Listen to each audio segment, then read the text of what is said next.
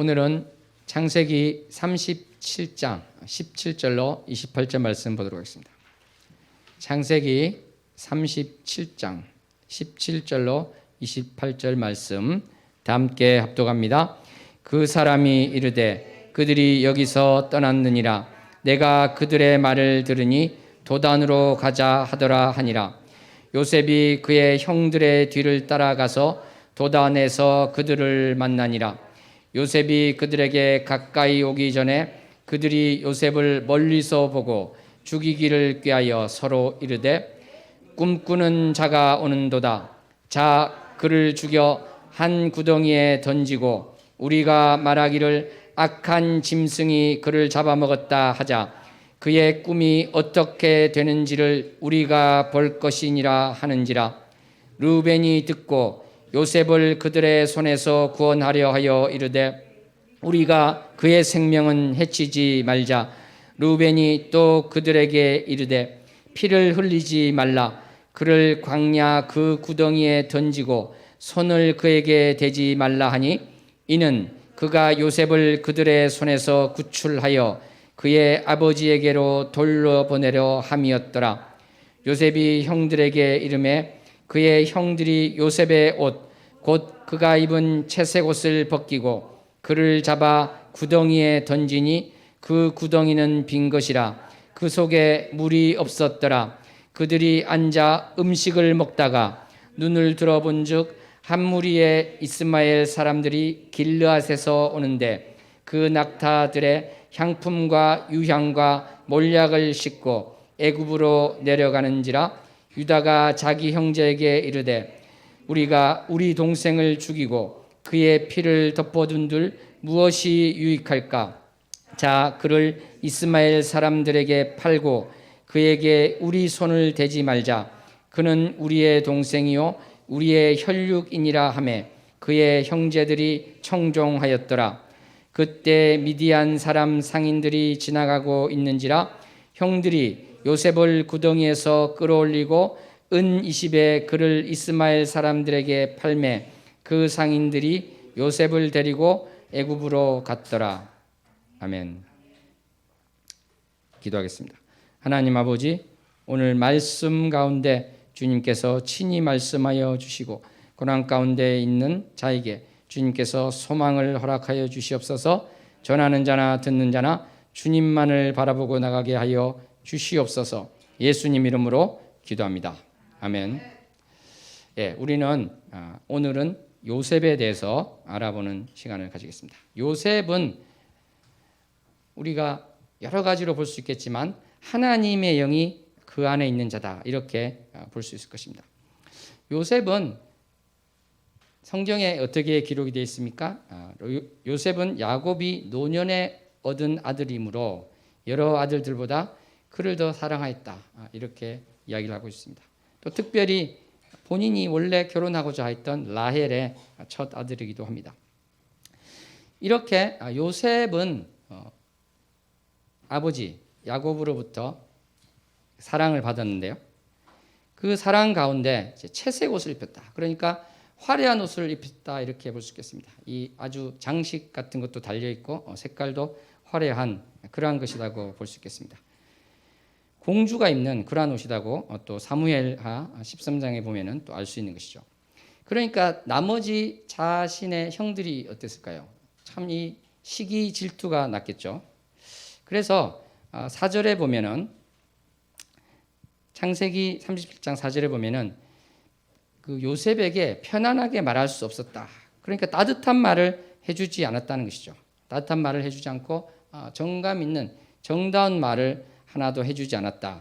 그런 것을 우리가 알 수 있습니다. 그러니까 요셉은 형들로부터 따돌림을 당하는 그러한 위치에 있었다는 것입니다. 그런데 거기에 더해서 요셉이 이제 꿈 이야기를 함으로써 이게 설상가상으로 더 어려운 상황이 되고 있는데요. 요셉이 어떤 꿈을 꿨습니다. 그 꿈에는 어떤 것이 나오냐면 곡식 단들이 있는데 그 단들이 이제 자기를 향해서 여러 다른 단들이 고개를 이제 숙이는 것을 이야기했습니다. 그 다른 단들이 바로 형님들의 그 단들이다, 이렇게 이야기를 하니까 아니 그러면 너가 우리의 왕이 되겠느냐? 우리를 다스리겠느냐 이렇게 막 화를 내고 더 미워하게 되는 것이죠. 그리고 또 꿈을 꿨는데 해와 달과 11별이 자기에게 절하는 그것을 또 이야기했습니다. 그러니까 해와 달 이것은 아버지와 어머니를 이야기할 수 있고 또 11별은 형제겠죠.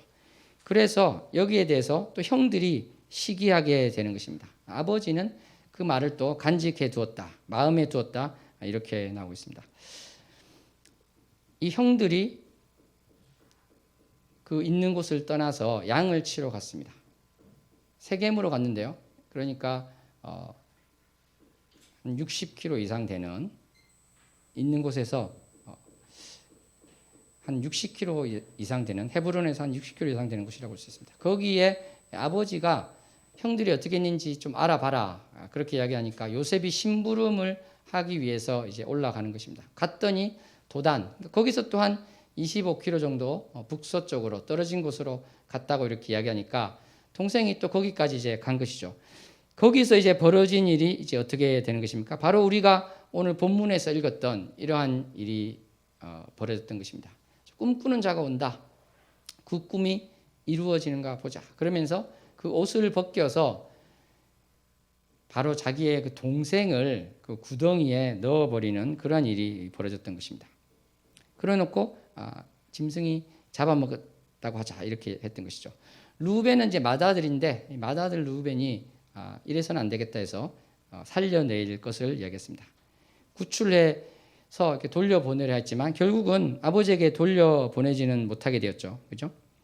여기서 이제 이스마엘 상인들이 와서 그를 애굽에 파는 일이 나오는데요. 여기서 보시면 28절에 보시면 미디안 사람 상인들이 나옵니다. 그러니까 미디안 상인과 이스마엘 사람들이 같은 사람들이구나 이렇게 해석할 수도 있고 또 다른 해석이 존재하는데 그것은 형들이 요셉을 구덩이에서 끌어올렸다 했는데 이 형들이 대명사로 되어 있어서요. 그들이 이렇게 되어 있습니다. 그러니까 형들이 아닐 수도 있죠. 무슨 말이냐면 미디안 사람들이 요셉을 건져서 그리고 나중에 이스마엘 사람들에게 팔았다 이렇게 될 수도 있다는 것입니다. 어떠한 경우든지 죽이지 말자 했던 것에서 나와서 결국은 이 요셉이 죽지 않고 상인들에게 팔려서 애굽으로 이제 가게 됐던 것이죠. 그런데 사랑하는 성도 여러분, 이 요셉이 지금 구덩이에서 얼마나 힘들었을까요? 구덩이에서 어떻게 보면 죽음을 기다리고 있고 아무리 해도 자기는 나올 수 없는 그런 깊은 구덩이였습니다. 이 상태에서 자신의 꿈을 생각했을 때요.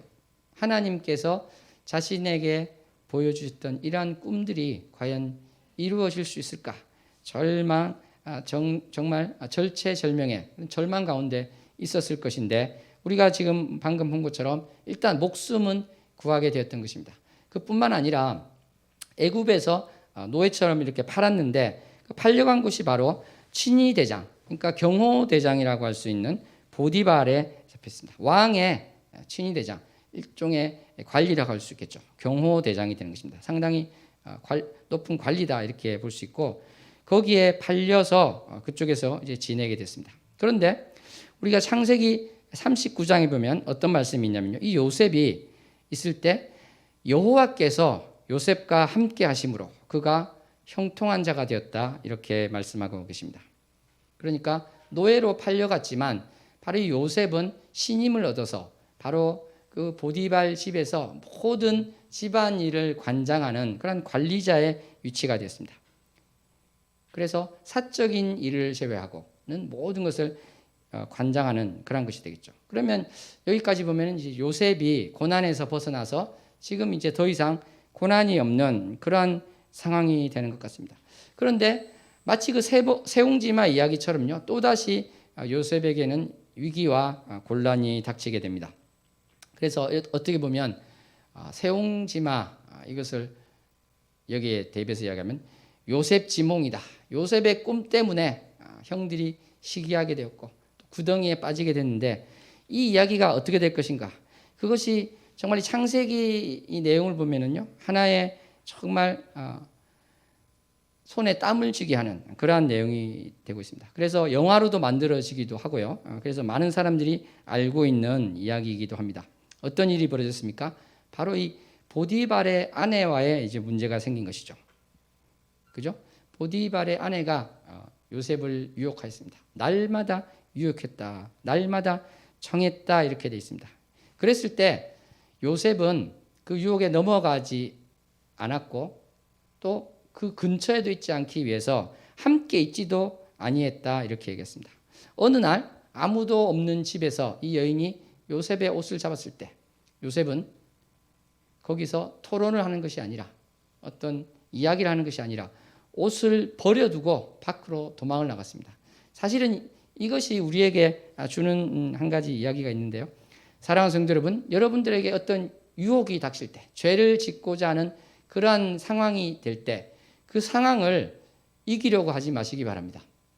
피하시기 바랍니다. 아멘.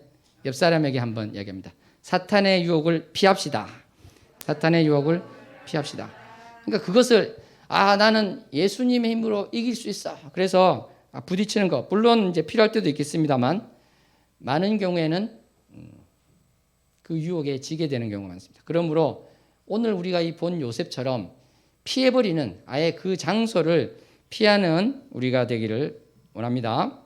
이렇게 피해서 사실은 이 유혹을 피했으니까요. 복이 바로 와야 될 것 같은데 그렇지는 않았죠. 어떻게 됐습니까? 이 보디발의 아내가 누명을 씌워서 그것을 보고 화가 난 보디발이 요셉을 감옥에 가두게 됩니다. 화가 났다는 것은 이제 왜 화가 났는지는 기록이 되어 있지 않죠. 어떤 영화에서 보면은 이 보디발이 화가 난 것이 자기 아내에게 화냈다. 뭐 이렇게 해석한 영화도 있는데 실제로 이 문장이 그렇습니다. 보디발이 화가 났는데 요셉에게 화가 났는지 또는 이렇게 요셉을 신임을 얻은 요셉에게 누명을 씌우기 위한 그 사람들에게 화가 났는지 정확하지는 않죠. 무슨 말이냐면 이미 아내가 그 정도로까지 이야기를 했을 때는 저 사람이 나를 능욕하려고 했다. 이렇게 말을 했을 때는 이 뱉은 말에 대해서 당신 말이 사실이 아닌 것 같은데 이렇게 말할 수 없는 상황으로 만들어 버렸다는 것이죠. 그 집안 식솔들도 다 그 아내 편을 들고 있기 때문에 그걸 할 수도 없는 상황. 그래서 이제 보디발의 입장에서는 화가 난 게 그쪽을 향해서 화가 났을 수도 있겠다. 왜냐하면 사실 그게 진짜였으면 감옥에 가두지 않고 어떻게 했을까요? 사형을 내릴 수도 있었겠죠. 그런 측면에서 그것이 설득력이 있다 이렇게 볼 수도 있겠습니다. 어떤 경우든지요. 요셉은 유혹에 넘어가지 않았지만 또 다른 고난이 있게 됐습니다. 감옥에 갇히게 되는 것이었죠. 그런데 하나님께서는 이 감옥에서도 도움의 손길을 베푸셨습니다. 21절에 보면은 여호와께서 요셉과 함께 하시고 그에게 인자를 더하셨다고 기록이 되어 있습니다. 그래서 간수장이 바로 모든 일들을 요셉에게 맡겨서 요셉은 이 감옥에서도 그 일을 관장하는 관리자 역할을 하게 되었다는 것입니다. 사랑하는 성도 여러분, 그렇습니다. 우리가 사탄의 유혹에 이겼을 때 그 즉시로는 나에게 손해가 되는 일이 있을 수 있을 것입니다. 예를 들어서 어떤 부정직한 방법으로 돈을 버는 일이 있을 때 그 유혹을 벗어났을 때는 즉시로는 손해가 되는 것 같죠. 그렇지만 결국에는 그 유혹을 이긴 사람에게 하나님께서는 반드시 좋은 것으로 갚아주신다. 이것을 기억했으면 좋겠습니다. 이 감옥에서 그 정도만의 복이 있었던 것이 아닙니다. 이 감옥에는 어떤 두 사람이 또 오게 됐는데요. 그 두 사람은 바로 애굽 왕 바로라고 하죠. 그 바로의 술을 올려주는 사람, 술 맡은 관원장, 그러니까 술에 관련된 관리자라고 할 수 있겠죠. 그리고 빵과 관련된 것, 빵을 올려드린 사람. 또 다르게 이제 표현하면은 영어 CEB 성경 같은 경우는 주방장이다 이렇게 또 번역을 하고 있습니다. 주방장이라고 할 수도 있겠죠. 주방장과 술 맡은 간원장. 이 두 사람이 오게 되어서 그 두 사람 때문에 사실은 어떤 일이 벌어집니까? 결국은 요셉이 옥에서 풀려나서 바로 앞에 서는 일이 벌어지게 되는 것입니다. 왜 그러냐면 2년이 지난 후에 2년이라는 것도 참 2년이 지나기 그것이 지난 이후는 좀 이따 나오겠습니다만 그 감옥에 있을 때 바로 그 꿈에 대한 이야기가 나오게 됩니다. 여러 날이 지났을 때 며칠이 지났을 때요. 그 꿈에 대해서 이야기를 하는데 요셉이 그 꿈을 해몽하게 되었습니다. 그래서 그것이 그대로 이루어진 것을 보고 그 꿈에는 어떤 내용이 있었습니까? 술을 맡은 관원장이 복원될 것이다. 다시 왕 앞에 서게 돼서 그 직을 수행할 수 있을 것이다. 그러니까 감옥에서 이제 수감 생활을 끝나게 될 것이라는 것을 이야기를 하였는데 실제로 그렇게 이루어졌죠. 그것이 계기가 되어서 2년 후에 바로 요셉은 바로에게 불려가게 되는 것입니다. 바로는 이제 꿈을 꿨는데 그 꿈을 이제 해석하기가 어려웠습니다. 그런데 그 꿈에 대해서 어떻게 해석해야 되는가 하고 있을 때 바로 그 술 맡은 간원장이 요셉이 자기에게 했던 그 꿈 해몽을 떠올리면서 요셉을 추천하여서 그 요셉이 오게 됐던 것입니다. 그것을 짧게 이제 또 말씀드리면 바로 7년 풍년 후에 7년의 가뭄이 있을 것이고 흉년이 있을 것이다. 그 흉년이 있을 때 7년 흉년이 있을 때 그것을 대비해야 된다. 그 이야기를 하였던 것이죠. 그래서 바로는 이러한 해몽을 보면서 바로 신임을 하게 되고 하나님의 영이 너와 함께 한다. 이런 말까지 하면서요. 바로 요셉을 국무총리로 삼아 주셨던 것입니다. 2인자가 된 것이죠. 그 큰 애굽은 그 당시에 요즘으로 보면 미국과 같이 아주 강성한 나라였는데 그렇게 큰 나라에서 제2인자가 됐다는 것입니다. 그러니까 요즘으로 치면 어떻습니까? 형들에게 어떤 지하실 같은데 갇혀 있어서 죽게 된 사람이 얼마 지나 보니까 미국의 부대통령 그 정도가 된 상황이다. 이렇게 볼 수 있겠죠. 그러니까 참으로 믿기지 않은 그러한 일들이 요셉에게 이루어지게 되었습니다. 이 일 후에 또 어떤 일이 있습니까? 실제로 그 꿈에서 나온 대로 그 요셉이 해몽한 대로 흉년이 들었습니다. 이 흉년은 그 가나안 지역까지 다 영향을 미쳤어요. 결국 야곱의 그 가족들도 먹을 것이 없어지게 됐습니다. 그래서 그들의 형들이 애굽에 먹을 것을 구하러 왔다가 바로 요셉을 만나게 됐던 것이죠. 그런데 요셉은 이제 시치미를 떼고 그 형들에게 너희들이 첩자가 아니냐 이렇게 이야기하면서 자신의 아우를 베냐민을 보고자 해서 그것을 또 자신의 생각대로 해내게 됩니다. 그러니까 이 형들은 다시 돌아가서요. 아버지 야곱에게 이야기를 하고 바로 베냐민을 데리고 오게 된 것이죠. 왜 또 그랬습니까? 시므온이 거기에 잡혀 있는 것으로 되었기 때문에 시므온을 대신해서 우리가 가서 동생을 데리고 가서 우리 야곱은 반대했지만 그것을 설득을 해서 이제 가게 됐던 것입니다. 이런 일련의 일들을 통해서 결국은 모든 야곱의 식솔들을 데리고 와서 바로 그 흉년으로부터 그 야곱의 족속이 다 없어지는 것을 면하고 거기서 물론 이제 나중에 종살이는 하였지만 거기서 이스라엘 그 백성을 이루어서 다시 가나안 땅에 가게 하는데 요셉이 쓰임을 받았던 것입니다. 사랑하는 성도 여러분, 요셉이 이렇게 하나님으로부터 쓰임을 받고 또 자신의 가족들을 구원하고 이스라엘 백성들을 보존하게 되는 큰 역할을 하게 된 그 가장 근본적인 이유는 무엇이 되겠습니까? 그것은 바로가 말하였던 그런 것에서도 우리가 힌트를 얻을 수 있습니다. 바로가 신하에게 말했습니다. 바로 이 요셉은 하나님의 영이 함께하는 사람이 아니냐 그렇게 이야기했죠. 민수기 27장 18절에 보시면요. 여호수아는 그 안에 영이 머무는 자니 이런 말이 나오고 있습니다. 다니엘 4장 8절을 보면은 다니엘은 그의 안에 거룩한 신들의 왕이 있는 자다. 이렇게 이방인들도 말을 하는 것이 있습니다. 그러니까 요셉은 바로 하나님의 영이 거하는 자였습니다. 하나님을 신뢰하고 하나님께 자신을 드리는 그러한 마음이 있었기 때문에 바로 요셉을 하나님께서 들어서 쓰셨다. 이것을 우리가 알 수 있습니다. 사랑하는 성도 여러분, 우리는 이 요셉의 이야기를 보면서 모든 것을 합력해서 선을 이루는 하나님의 그 놀라운 일을 보게 됩니다. 사실 우리가 고난이 닥칠 때 하나님의 계획이 있을 것이다. 이 생각을 하기는 쉽지 않습니다. 다시 한번 구덩이에 빠진 요셉을 생각해 보십시다. 요셉이 정말 그 구덩이에 빠져 있습니다. 아무리 발버둥을 쳐도 올라올 수 없고요. 살아갈 수 없고, 그리고 위에서 말하는 형들의 소리가 들리는데 바로 죽인다는 것. 흙을 붓기만 하면 죽는 것인데 죽음이 예정되어 있는 것이죠. 이러한 절체절명의 위기에서 하나님께서 나로 꿈꾸게 하신 그것을 이룰 수 있을까? 또는 이렇게 과연 생각할 수 있을까요? 내가 이 구덩이에 빠진 것이 바로 우리 가족들을 살리기 위한 하나님의 계획이다. 나를 높이기 위한 하나님의 계획이다. 어떻게 이렇게 고백할 수 있겠습니까? 그렇게 하기는 너무나 어려운 것이 되는 것입니다. 사랑하는 성도 여러분, 여러분들 중에 혹시 지금 너무나 큰 고난 가운데 있는 분이 있습니까? 참으로 이겨낼 수 없는 그러한 아픔 가운데 있는 분들이 계십니까?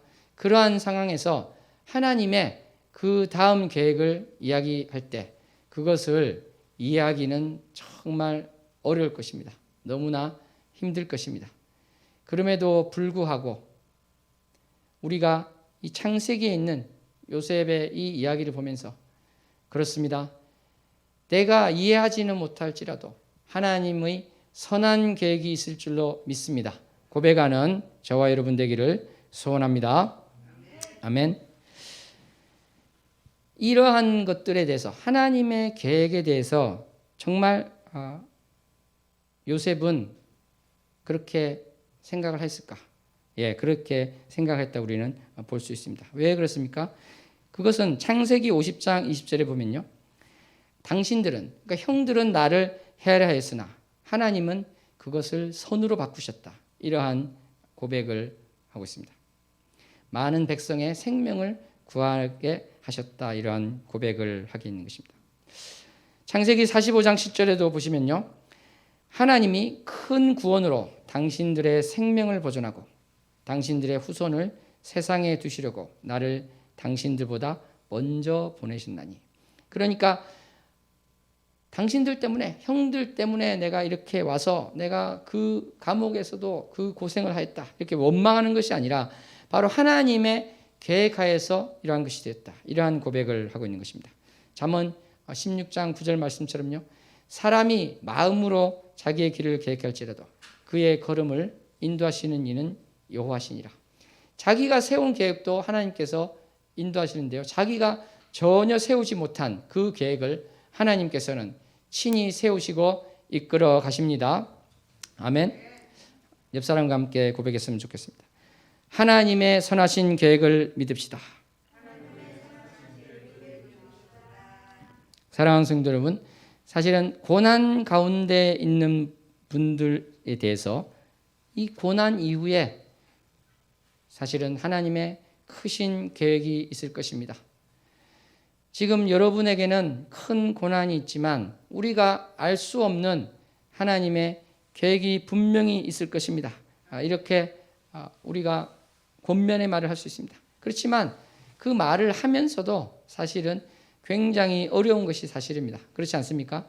지금 그 사람은 너무나 큰 고통 가운데 있는데 사실은 그런 말들이 들어오지 않겠죠. 어떠한 권면의 말을 하더라도 들어오지 않을 것입니다. 그래서 사실은 너무나 큰 고통 가운데 있는 사람은 우리가 말을 먼저 하기보다는 그분을 안아주고 함께 울어주는 것이 사실은 순서다. 이것을 우리는 또 기억해야 될 것입니다. 고난당한 자와 함께 울어주는 사람. 그것이 바로 우리 크리스찬의 또 자세가 되어야 될 것입니다. 사랑하는 성도 여러분,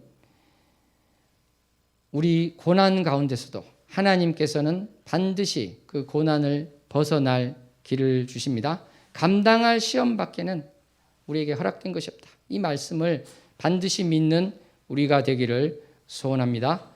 나의 힘으로 이 구덩이 같은 이 고난을 도저히 벗어날 수 없습니다.